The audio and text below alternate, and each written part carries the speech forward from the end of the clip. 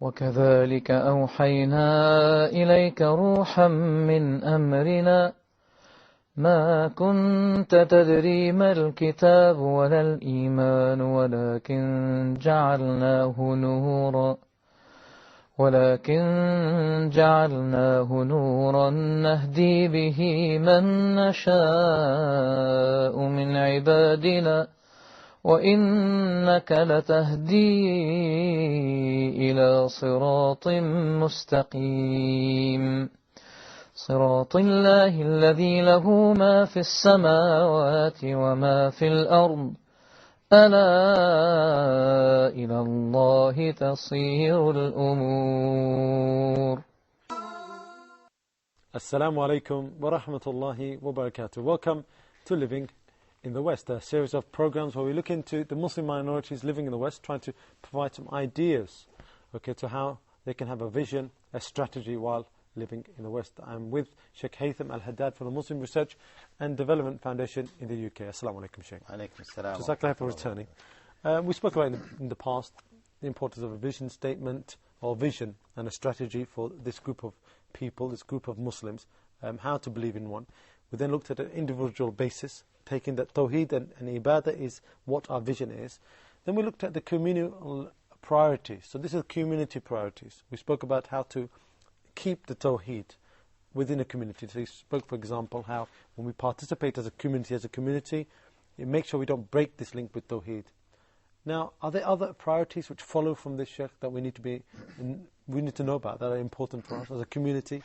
Bismillah ar-Rahman ar-Rahim, alhamdulillahi rabbil alameen, wa usalli wa usallim ala al-mab'uthi rahmatan lil alameen, sayyid al-awwalin wal-akhirin, nabiyina Muhammad wa ala alihi wa sahbihi ajma'in. As we have mentioned before, in terms of the matrix, if you remember the matrix, and if the brothers and sisters do remember the matrix, where we said on an individual level and on a communal level. And we have the first priority, which is Tawheed.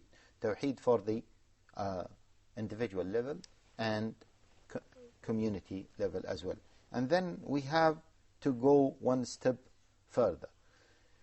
And we said for individuals, the first priority is Tawheed. Then after that, it comes the 5 main pillars of Al-Islam, or the other 4 main pillars of Al-Islam. And we have said that the basis of this is hadith of Mu'adh ibn Jabal, ليكن أول ما تدعوهم إليه شهادة أن لا إله إلا الله فإنهم أجابوا لذلك أو فإنهم عرفوا الله فأخبرهم بأن الله افترض عليهم 5 صلوات. Means the first thing to call them to is to establish the Tawheed. If they establish Tawheed, then you call them to practice the 5 daily prayers. So these are the 4 main pillars, the 4 pillars of Al-Islam, and they are the 4 main obligations: Salah, Siyam, Zakah, and Hajj. The community, on a community level, they have to make sure that they are, as a community, are eligible by law to practice their Salah, to practice their fasting, and to practice their Zakah, and to practice their Hajj. For example, in some Russian countries, people were not allowed to go to Hajj. So this is a serious problem, because there is a violation, clear violation for one of the pillars of Al-Islam. Now, someone might say that praying, they can pray at home. That's right. No one knows about them. And if you remember, we gave the example by Sheikh Ja'far Idris about some people who were living under USSR, and they were prohibited from praying, and they used to pray on a piece of cotton in order not to be distinguished as Muslims. Someone can say, well, they can pray at home. Fasting, it is a matter of abstention. You are not forced to eat in front of people. Zakah, you can give zakah to poor people. No one knows about it.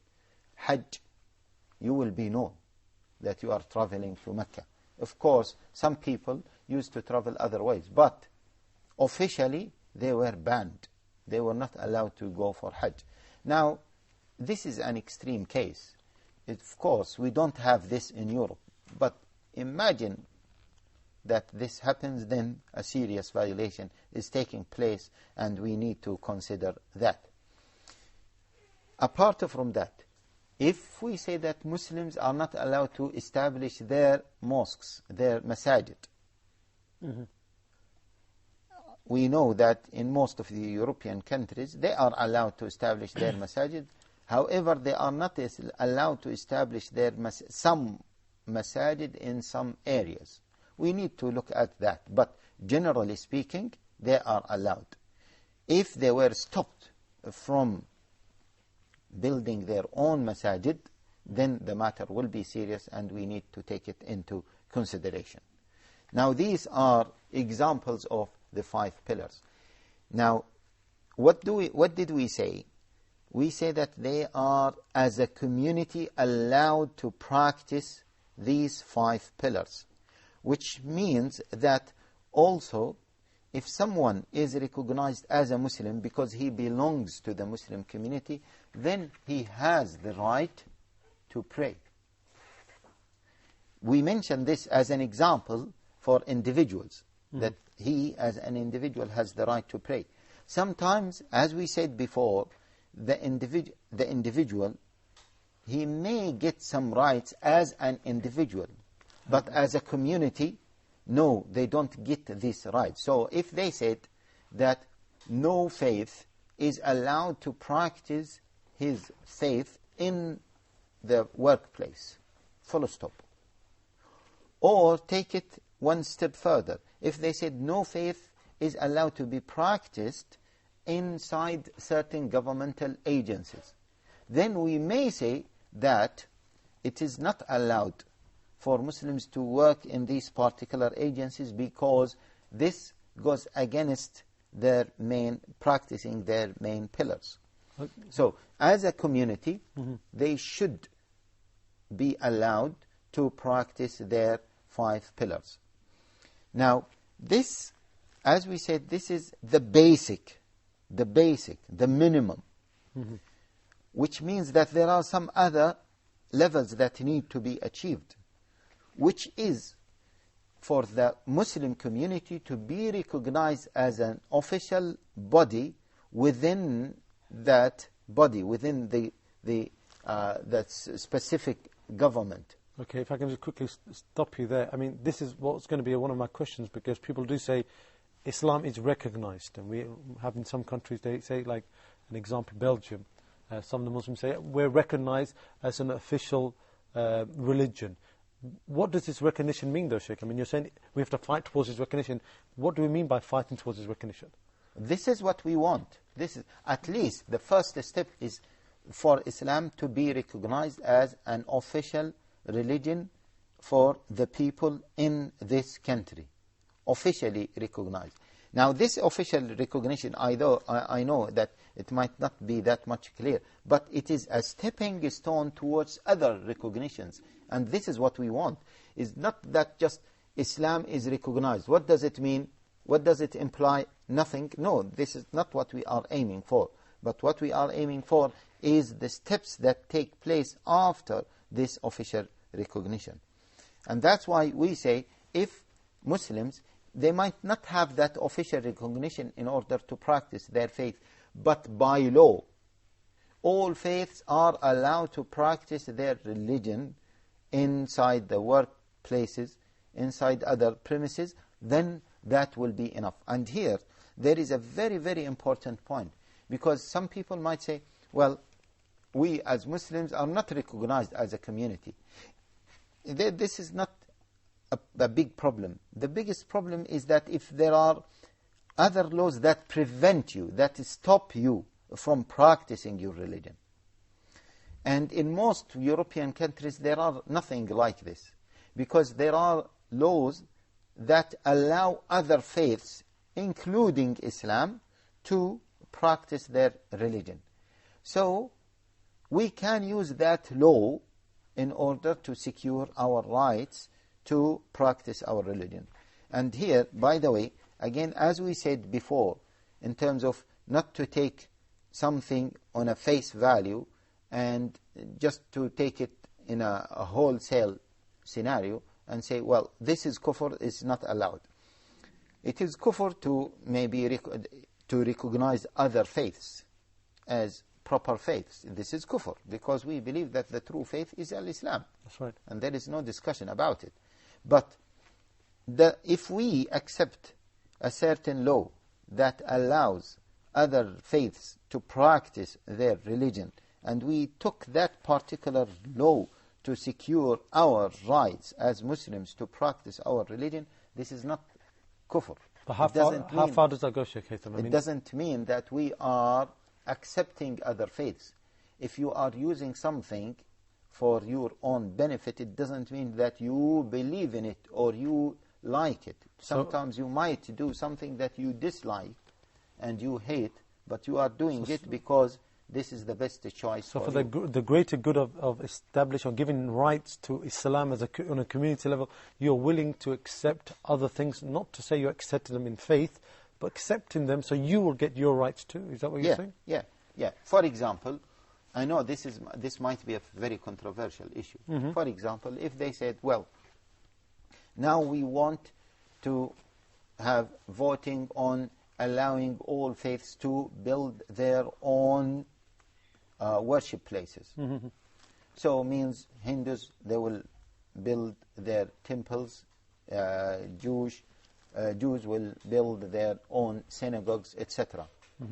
Do we march with them or not? Do we sign for that or not? Do we vote for that or not?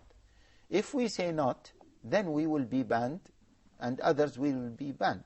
For example, in the UK, we are the biggest minority. So if we say no, then we are shooting ourselves in the foot, because we will be the first people to be stopped from practicing these things. So we say, yeah, allow it. And we have no problem for it. This is not an Islamic country. These are Sikhs, Jews. They are implementing their own religion. Let them implement their own religion and let them have their own temples. We disagree with their religion, totally disagree with their religion, but we have nothing to do and we want to establish our own mosques and our own masajid. Jazakallah. I think we'll stop on this point. We'll return on looking at more at some of the more important priorities for the community. We're going to take a short break, inshallah, and return in a couple of minutes. Assalamu alaikum wa rahmatullahi wa barakatuh.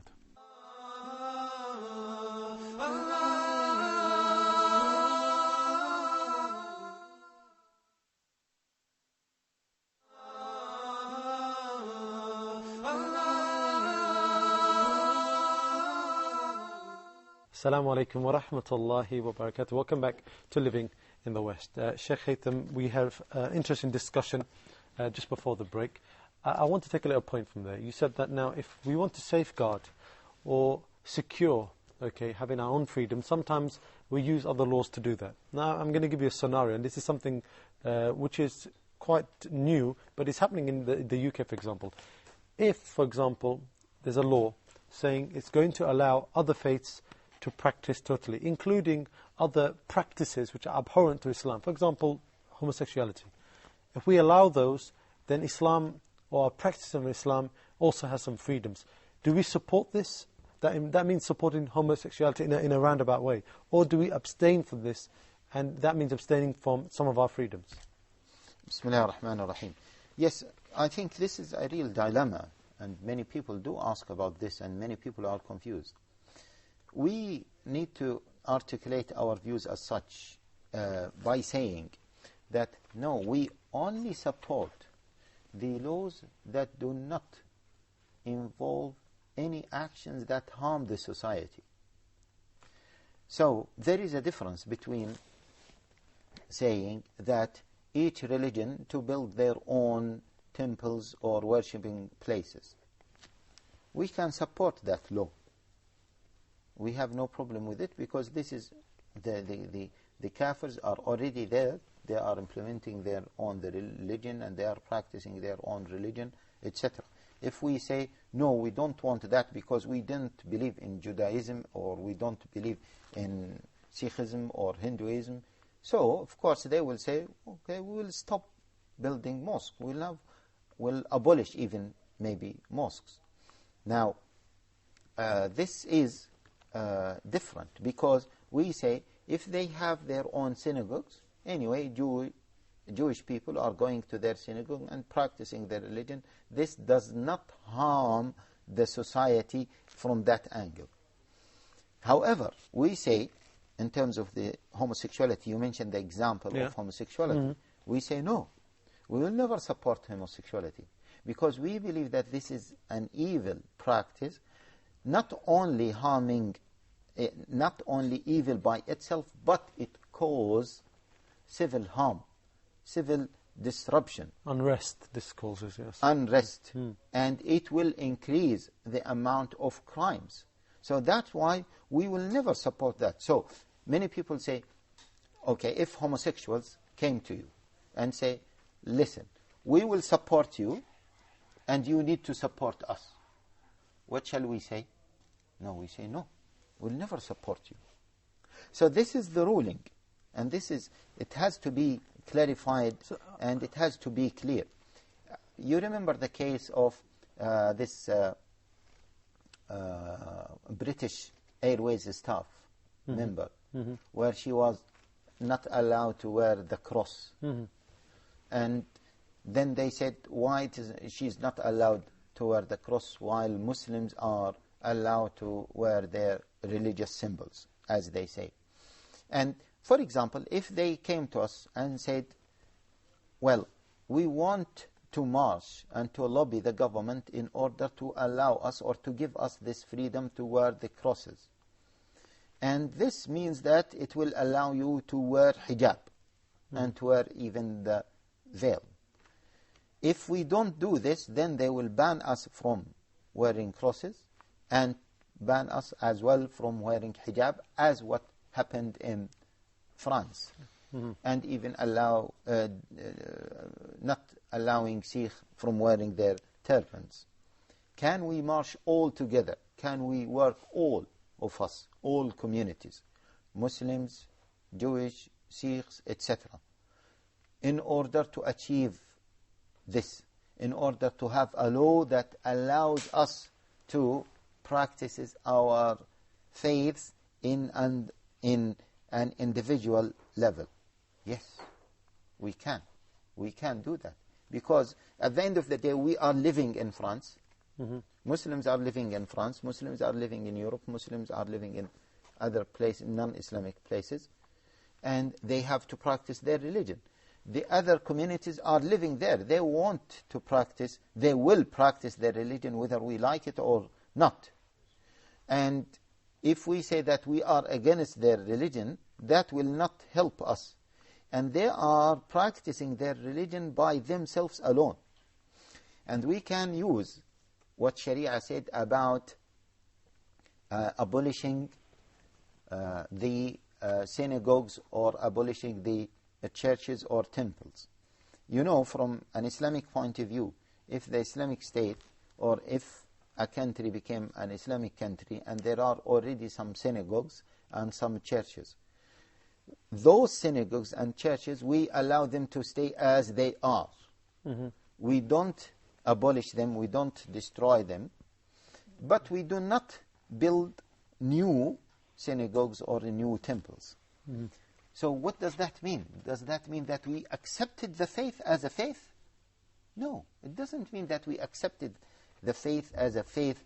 Means we believe that Christianity is a right religion, Judaism is a right religion, and so on and so forth. No, it doesn't mean that. On the contrary, if somebody is a homosexual, that's in the Islamic State now. What was the situation there? Yeah, well, then we will never allow him to practice that, because this is an evil by itself, and it causes unrest, civil unrest, and it will increase the crimes, etc., etc.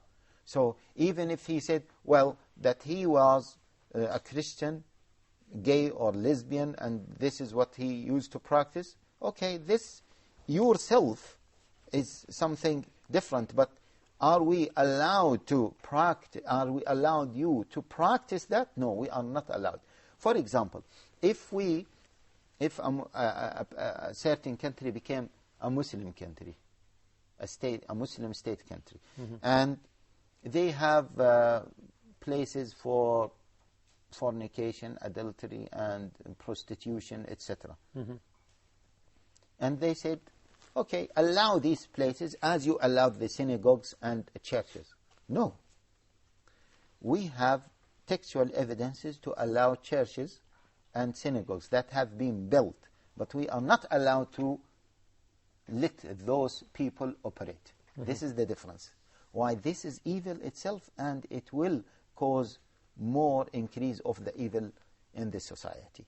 So similarly, we can draw a similar conclusion by saying that if they ask us to work with them in order to have this law, yes, we are allowed to work with them to achieve that under this condition, which is to practice their religion in their individual premises, not to practice something that is considered to be evil action or practice in the society, and it will increase the evil practices in the society. But what do you say to some people who say, well, actually, the evil of shirk, this is the greater evil. This is much more greater than the evil of homosexuality, which is a sin. This evil, you're allowing this evil. What do you say to that, Shaykh? Agree, but those people are already kafir. These people are already Sikh, and whether they built their masjid, their temple, or they have not built it, they are going to practice it, to practice their own religion. However, homosexuality is something that transit, means the person will practice it and will practice it with others, and the evil will spread. So it's not something limited to the personality. If someone said that he is a gay, but he is not practicing this, let him be a gay. We have nothing problem. We have no problem with him. And again, we are not talking about the typical situation. We are talking about fiqh related to Muslims living in the West. So we have to take into consideration other factors. We are not saying that on the ideal situation, that is the best practice to do.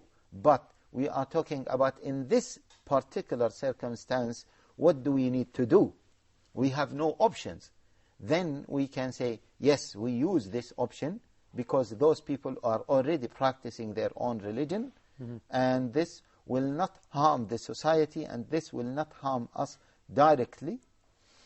And in the meantime, this is helping us as well to practice our religion and to have our own premises.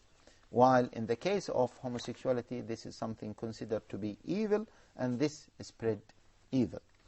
Okay, can I just take this a bit further on? Now, what about the other sins then? Because, see, now we've gone into an area of the great sins here, really. What about other sins? We spoke about individual level, that we have to prioritize. We have Tawheed to implement the 5 pillars, and the community is the same. What about the great sins? How did they get involved in this? It is the same thing, the same discussion that we have mentioned about on an individual level, where we said if the person is forced to practice certain major sins, or put in a situation where he is forced to practice these major sins. Same thing we say on an individual, on a communal level, that if they are forced to practice that. And as far as I know, in most of the European countries, Muslims are not forced to practice these sins. There are 2 main sins that maybe you can say that we are forced to practice them, which is riba, and the other one is, unfortunately, fornication. In riba, in terms of riba, we have to take one point into consideration, a very important point, which is, it is true that we are forced to have some riba-based transactions. But those transactions are also exist in Muslim countries, unfortunately. So if we escape, if we flee these countries, again we will have the same problem in the Muslim countries. So this has to be taken into consideration, and maybe we will explain it later, inshallah. Jazakallah. Now, the issue of zina, if we are not forced to practice zina, but if the Muslim community put in a situation where zina spread among the Muslim community because of certain environments and environmental issues and factors, then the Muslim community need to take the matter seriously and need to apply certain measures in order to stop that. Okay, Shaykh, we're running out of time. We've actually run out of time. But this issue of the communal responsibilities, especially when it comes to the major sins, I think we'll tackle in the next episode. Jazakallah khair. Well, that's all the time we have for you today on Living in the West. We hope you join us on the next episode. Assalamu alaikum wa rahmatullahi wa barakatuh.